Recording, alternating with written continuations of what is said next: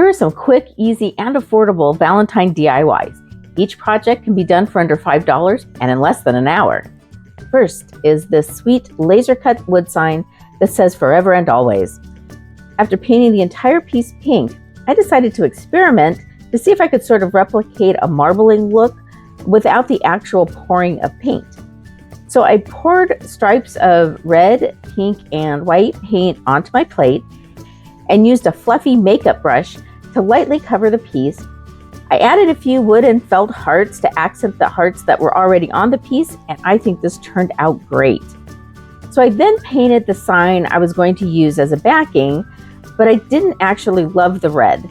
So I added white, again using that fluffy makeup brush, and I was trying to mimic the striping that was in the forever and always sign. In hindsight, I wish I had either used a wet wipe to minimize the white or given it a quick sanding, but I still love how this turned out. If you're finding this to be a quality video, I hope you'll give it a thumbs up and subscribe to join the Koala crew so you never miss another quick, easy, and affordable craft and DIY video. Next is this really pretty love wood laser cut sign.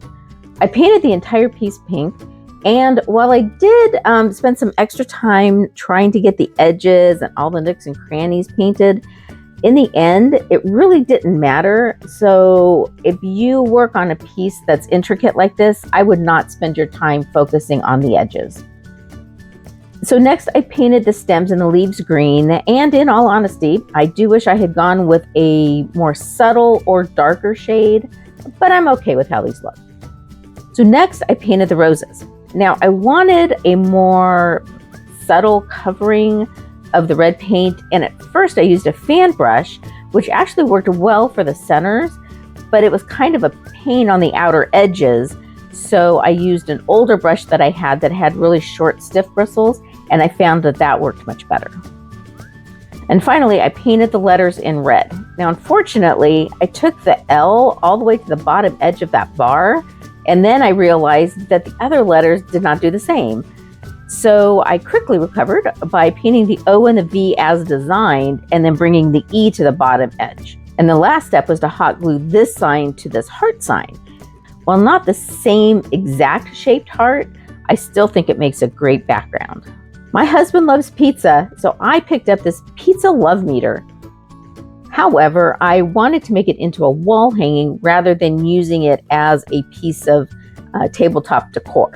I used part of this Easter sign for the backing, flipped it over, I removed the glue and the sticker, and as my two previous projects were painted, I decided to cover the backing with scrapbooking paper, and then I used sandpaper to smooth out the edges.